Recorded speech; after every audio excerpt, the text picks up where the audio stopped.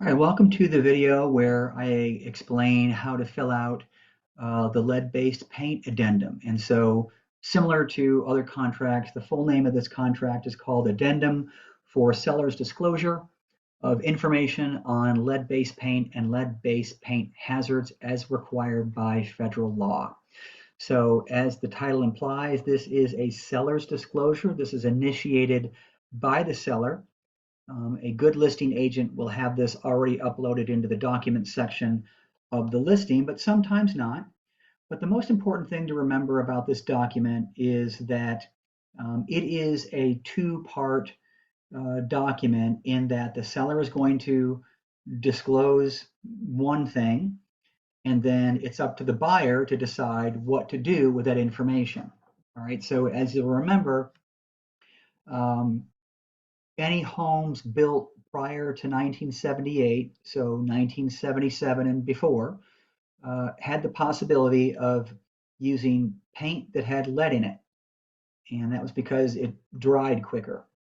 And so they realized that that was a health hazard, and any homes built after 1978 do not have lead-based paint. So those that do need to go through this process. All right, so um, basically what you're doing is you're taking what the seller has disclosed and you're reacting to it as the buyer. So in paragraph B, the seller will choose um, uh, either of these in option 1 and 2. So option 1 says presence of lead-based paint and or lead-based paint hazards, and then you check each box. So they either A, known lead-based paint or lead-based paint hazards are present in the property, or B, seller has no actual knowledge of lead-based paint and or lead-based paint hazards in the property. All right, and then it goes on to talk about, well, what records do you have or do not have that support your answer in option 1? So it says records and reports available to the seller. Option A, seller has provided the purchaser with all available records and reports pertaining to lead-based paint and lead-based paint hazards in the property. And there's an option to list those documents. Or option B, seller has no reports or records pertaining to the lead-based paint or lead-based paint hazards in the property. All right, so typically, because 1977 was a while ago, it's going to be rare that the original owner is still there and has any knowledge and or reports. So a lot of times you will be looking at a document that looks very similar to this. They have no actual knowledge, and they certainly don't have any reports about it, right? Because they are maybe the fifth or sixth owner, and those walls have probably been painted over so many times. Current owner does not know. All right, so based on that, what are the buyer's rights?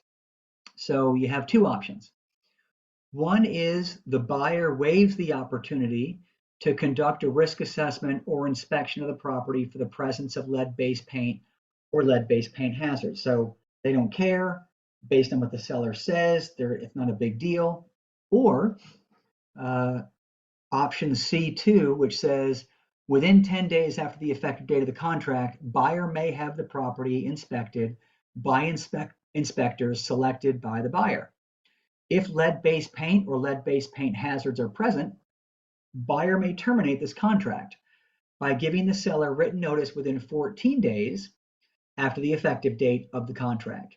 And the earnest money will be refunded to the buyer. So it doesn't matter if you're out of your option period or not, you still have an out. All right, and then paragraph D, buyer's acknowledgement.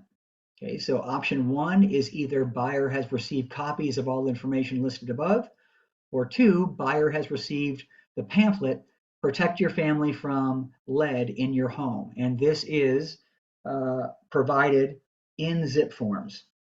Okay, so if you represent a buyer that's buying a home that was built in 1977 or before, they need to get that pamphlet. All right.